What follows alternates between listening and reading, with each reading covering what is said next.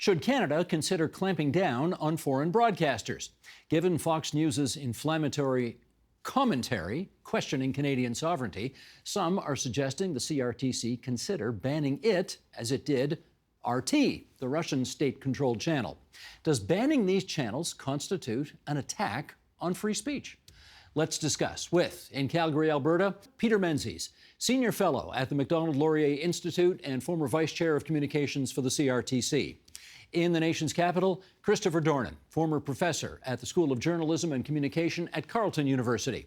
And with us here in studio, Joanna Barron, Executive Director of the Canadian Constitution Foundation, and Jeffrey Dvorkin, Senior Fellow at U of T's Massey College and a former journalist with NPR News and CBC Radio. And it's great to have you two here in our studio. And to our friends in Points Beyond, thanks for joining us on TVO tonight. We're going to show a little clip to get our segment started here because I don't know how many of you watch Jesse Watters on Fox. You're shaking your head already. But he's, what shall we call him, colorful. And this is the kind of stuff he says. Sheldon, roll it if you would. Yesterday, our neighbors to the north decided they wanted to do things the hard way. They slapped a 25% tariff on electricity coming into the country, which would jack up utility prices in New York, Michigan, Minnesota.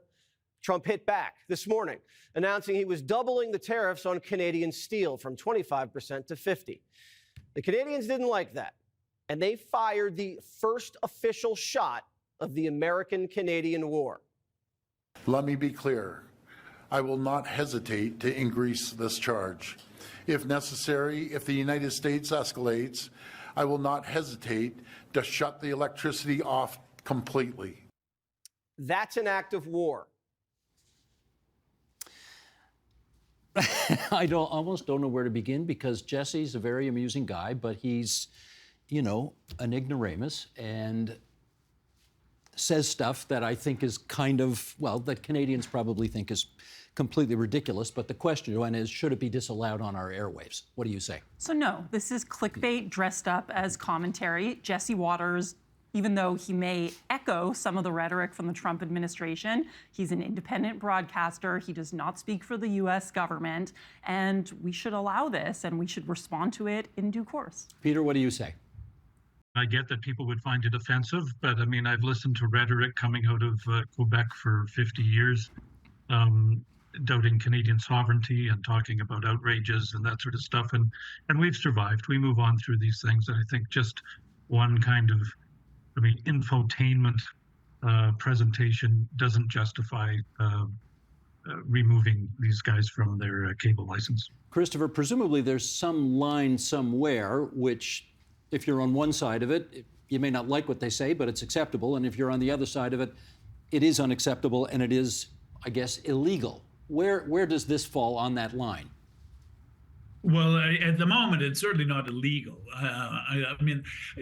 Fox News itself, as an organization, is on record in a court of law saying that you shouldn't take what its hosts say seriously or literally. Tucker Carlson was sued by a former Playboy model who had been paid $150,000 by Donald Trump to keep quiet about an affair that they had. Tucker Carlson described this as classic extortion.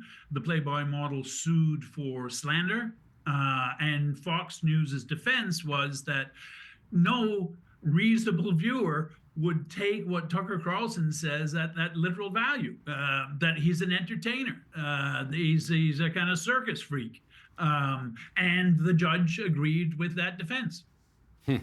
Okay, Jeffrey, where on the sort of scale of stupidity would you put that kind of statement? And is it egregious enough to warrant being chucked off our airwaves? It's weird, it's stupid, but I don't think that taking him off the airwaves is the appropriate response. Because if the CRTC were to do that, then they would make themselves open to any other pressure points. For example, people who want to defund public broadcasting. And in that case, if the one precedent has already been set, and it has to a certain extent with Russian television, with RT, What's to stop an organized campaign from saying, let's get rid of the CBC or, God forbid, TVO? Thank you. Take your point. However, we do have the precedent, Joanna, of RT, Russian television, which was kicked off cable systems here in Canada because CRTC in its wisdom decided it was just blatantly outright propaganda.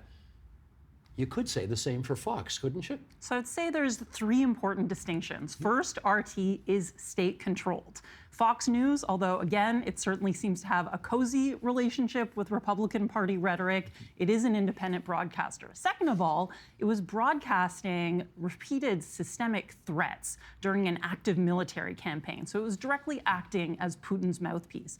Third of all, one of the rationales and one of the things that links in with the CRTC statute is that RT was also broadcasting propaganda against Ukrainian Canadians, which are an identifiable group protected under existing human rights, hate speech provisions. So that is a very outside case, although maybe some of the other guests disagree with banning RT, but I think there's a lot of distance between the rationale of banning RT and what we're seeing now on Fox News. Peter, can we make that case that RT is so different that it's not a precedent for this case? Well, yes, because RT was basically, to all intents and purposes, the CRTC was directed to do that by the government. And by the time it made the decision, it was kind of moot anyway, because all the cable companies had already removed RT. It's worth noting that since 2019, the CRTC has been sitting on a complaint from Peter Dornan of Safeguard Defenders against CGTN and CCTV, both Chinese state television, which are available and still licensed in Canada. And his complaint was based on the fact they were showing forced confessions. The CRTC hasn't moved on that for close to 5.5 years now. So left to its own devices, it is obviously kind of okay with certain, when this is a broader discussion, with certain propaganda-based state television networks. In which case, Jeffrey, let me ask this. Are foreign channels held to the same standards as Canadian-based channels when it comes to the acceptability of having them on cable or whatever? I'm nervous when the government tells us what we can and cannot consume in terms of media. And I think that the public is sufficiently sophisticated, both in the US and Canada, to understand that there's a difference, maybe a difference without a distinction, about commentary and actual information reporting.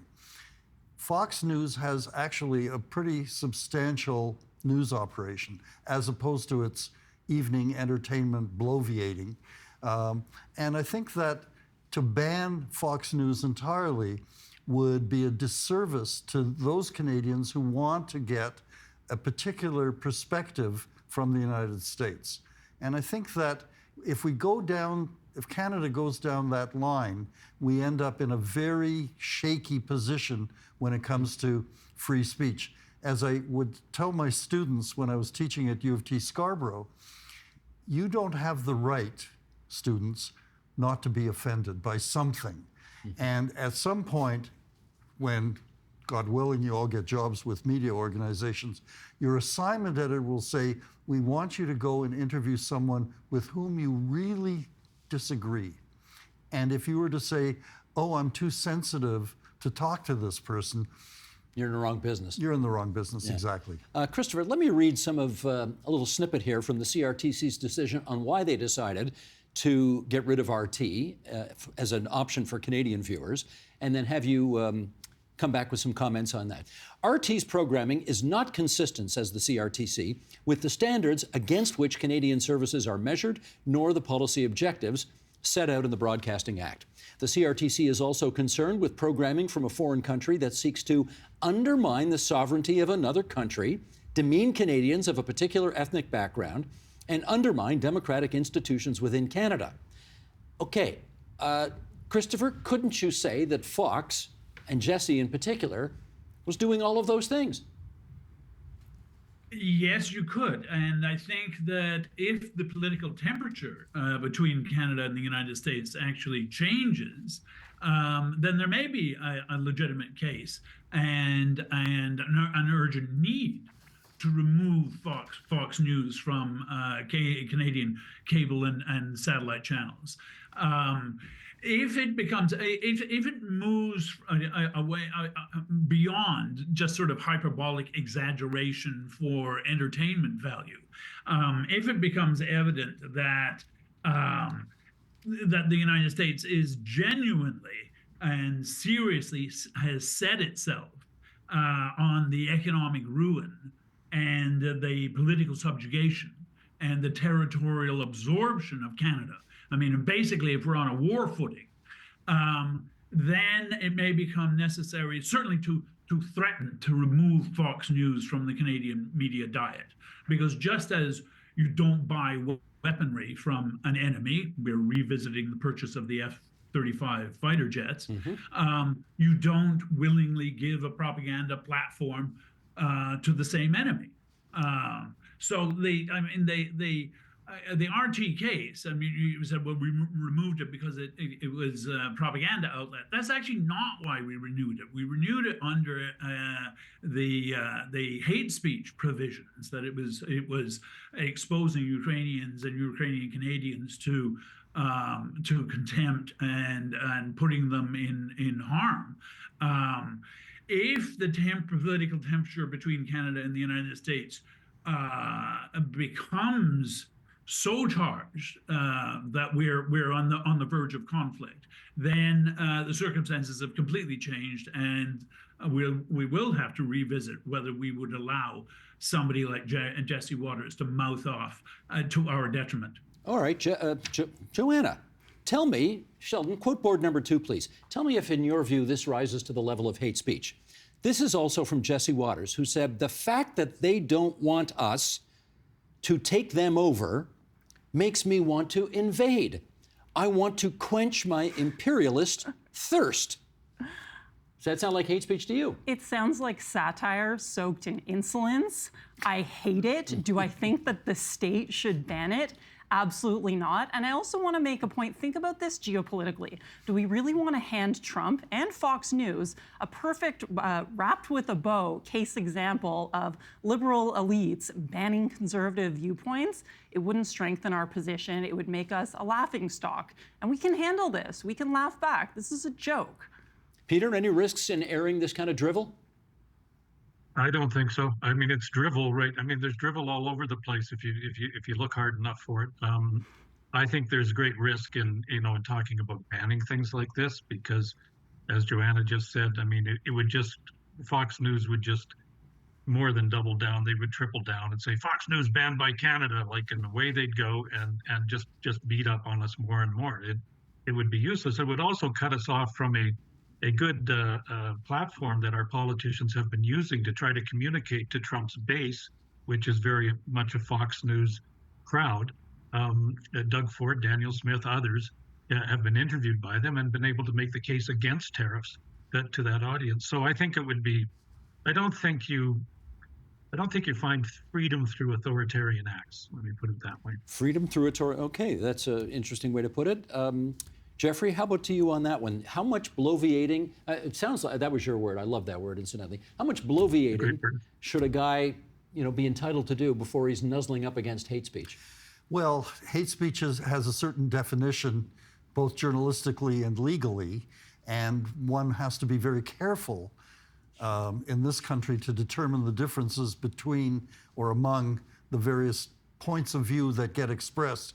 CRTC needs to understand, as I hope they do, that there's this new thing called the internet, and that people who want to consume certain kinds of information can do it without the approval of the CRTC. So I think it's kind of an academic, if you'll pardon the expression, argument. And I was reminded of the good old days when in the Cold War, when the Russians would scramble the signals of the Voice of America or Radio Free Europe. I don't think we want to get into the scrambling business anymore. We don't have someone like Lord Ha-Ha, who broadcast German propaganda on Britain during the Second World War, or Tokyo Rose, who told American troops fighting in the Pacific that their wives were having affairs while they were away to try to demoralize them. We're not at that point. And so I don't think we need to use our media carefully and substantially in order to serve the public as citizens first and consumers of information second. That, to me, seems to be the essential element here. Do you see any risks at all in letting him continue to have access to Canadians via Fox News?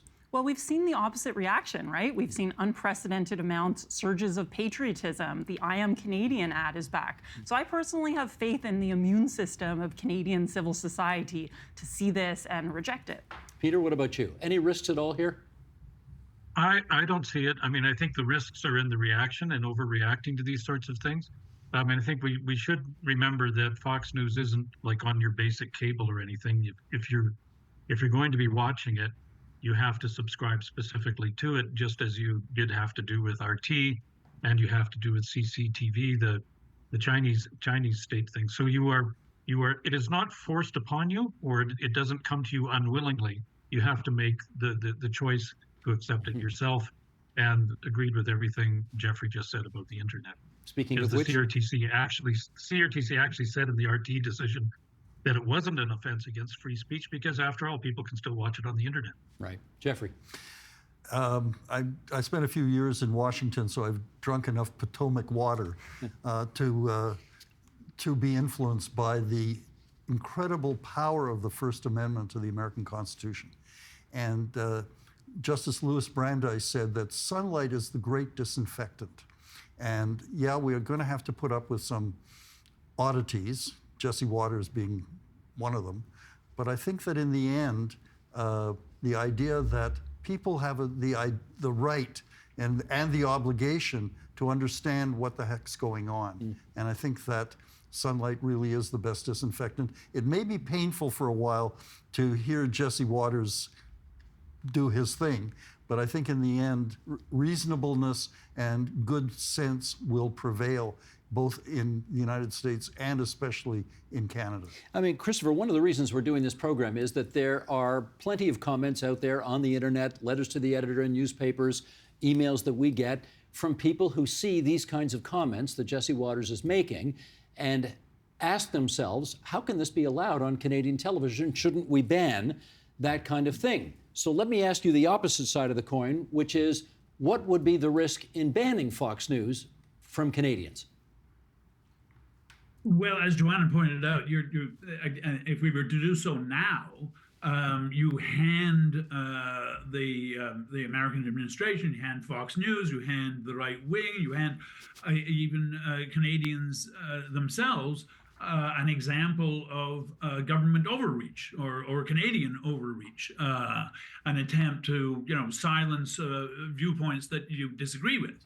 I think Jeffrey's right. At the moment, reasonableness will prevail.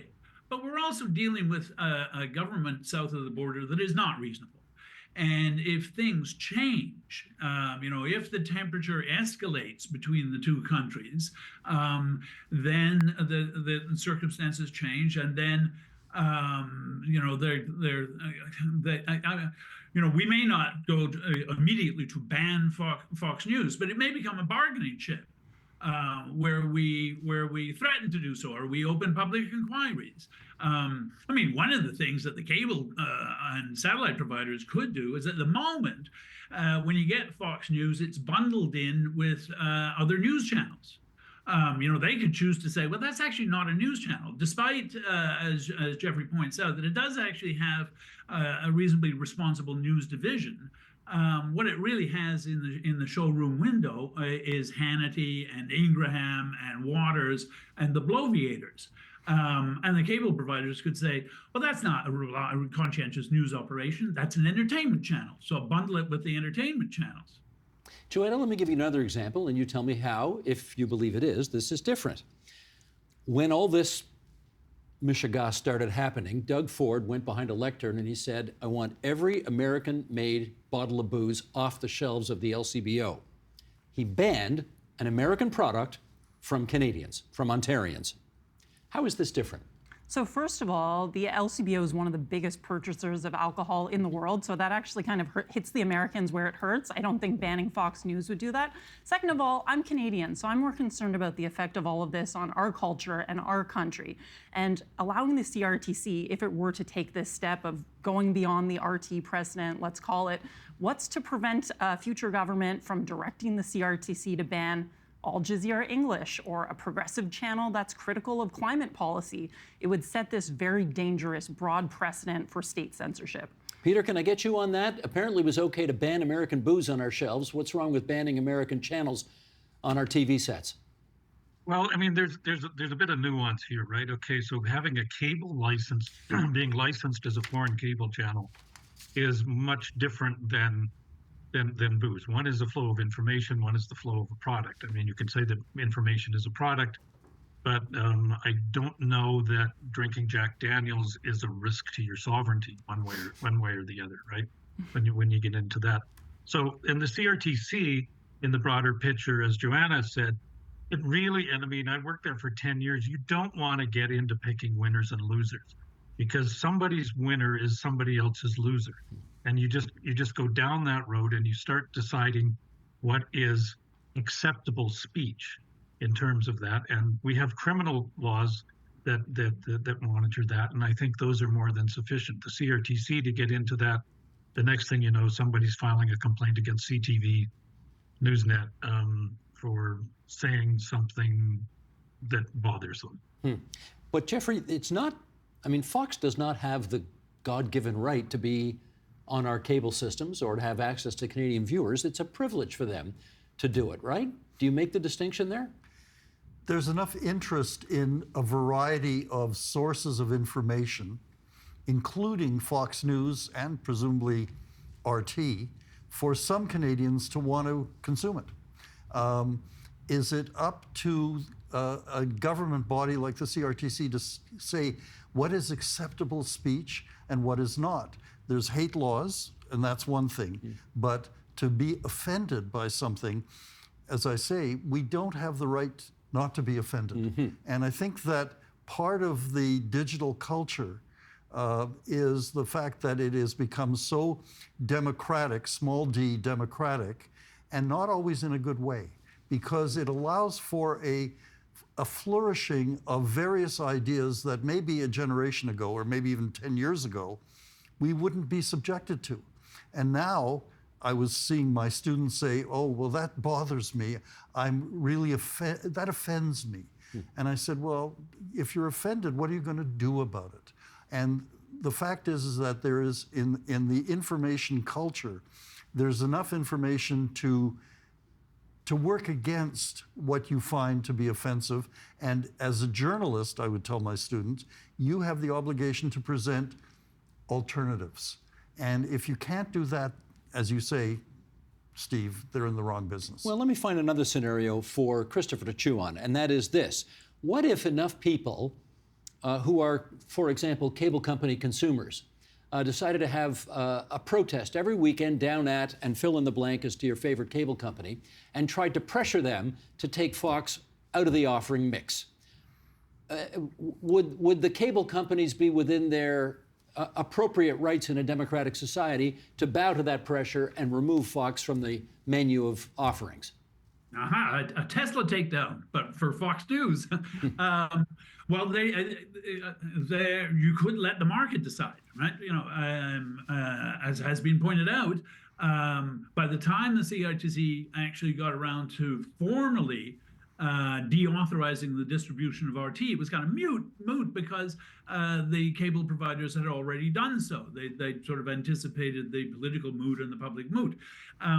There's nothing to prevent the cable providers from saying it's not in our financial interest anymore to distribute Fox News, that this thing's a kind of a blight on our brand name. We get rid of it. We don't need the CRTC to tell us what to do.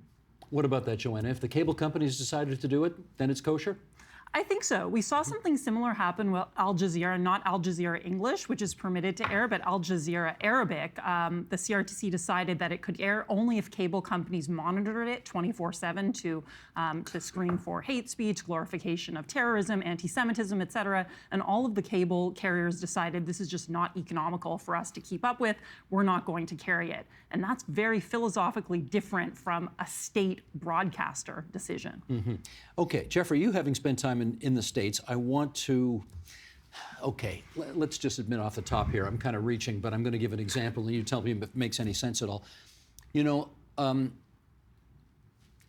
you remember when this Pizzagate thing happened? This guy went a little bonkers and he thought that Hillary Clinton was running a child abuse ring in the basement of a pizza parlor in Washington, D.C.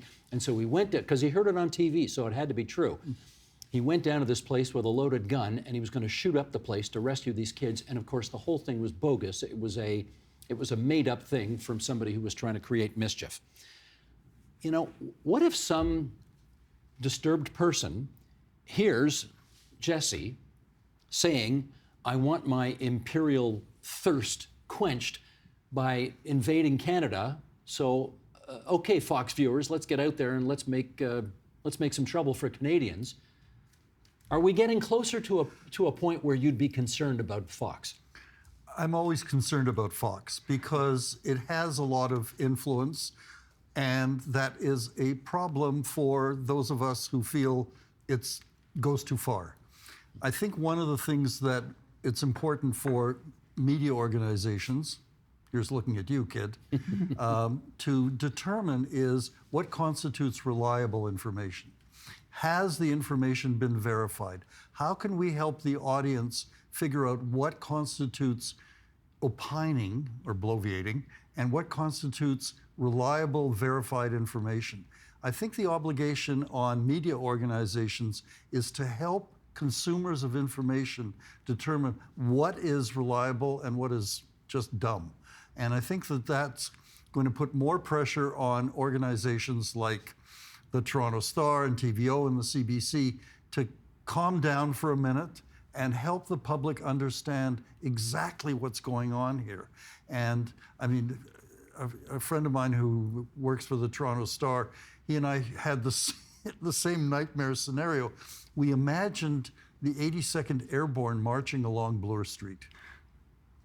Now, a year ago, you would have thought that was completely crazy. Today, maybe not so much. Exactly. So we need to help people understand what is acceptable content, acceptable information, how this can help us as citizens of either the US or especially Canada to make sure that we're not overreacting to ridiculous information. We need to be more measured, I think, in how we respond. Okay, well, that's not how I operate, so I'm going to continue to be unmeasured as I look for another what if. Okay, Joanna, take this one on. What if Trump becomes even more explicit in his rhetoric about taking over Canada? I mean, he's already said he wants to economically strangle us to becoming the 51st state. What if he starts musing about, as Thomas Jefferson said, it's, you know, merely for the marching. We're going to muse about sending some troops up there to take over. Would you be at a point then to start questioning whether Fox has a place in our landscape? So if Fox was acting as a mouthpiece of the Trump administration Yes. and repeatedly, inciting violence against Canadians and Canadian democratic institutions, yes, then we've crossed arguably into a red line. Aha, And I have found the example then. All right, Peter, how about you? If Fox crosses that line, is that a bridge too far? Well, if it became a state broadcaster and it was doing that, then I think you could make the case before the CRTC that its cable license should be removed. Again, you have to remember that unless you get into, shutting down websites, the information is still going to be available in terms of that. But my sense of when you take these steps is more or less shots fired. I think that would be the point at which you do that, and that would be at that point you might shut down all American channels. Because they would all be carrying Trump's message, some of them supportive, some of them unsupportive, but you would be in an emergency wartime situation, and then you can justify those sorts of actions. But outside of that, I can't see it. Let me do a quick follow-up with you. You said if Fox became a state broadcaster. You know, there are plenty of people who think it already is, don't you? Well, there's people who think the CBC is a state broadcaster too, right? I mean, just because you think something doesn't make it true, right? So I think we need to be careful about that, and we need to be careful about, as Jeffrey was saying, emotional overreaction. Like minor hockey coaches have 24-hour rules before you get back to them. We all can fall into the trap of reacting emotionally to something that we find irritating or offensive. Okay, Coach Dornan, what would you, I mean, that example we've been talking about here, that if you started to see Fox parrot and or convey a more militaristic angle on the Trump administration's intentions about Canada, would you be prepared to ban the channel at that point? Yes, and I'd remind us that the circumstances under which RT was deauthorized was because there was an armed conflict going on. The war wasn't happening here, but it was happening in Ukraine.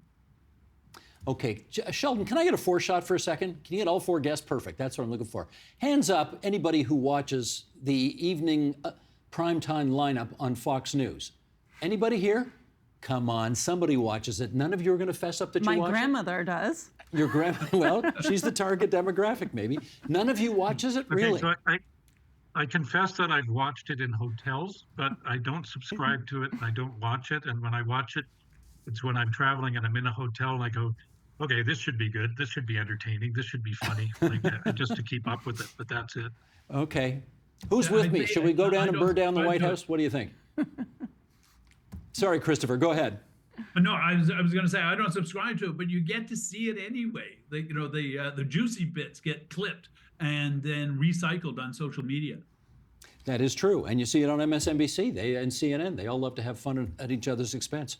Okay, thanks for that discussion, everybody. That's, boy, we're living in interesting times, aren't we? Okay, Peter Menzies, Christopher Dornan, Joanna Barron, Jeffrey Dvorkin, thanks a lot for joining us on TVO tonight. Thank you. Thanks so much. Thank you. Elbows up.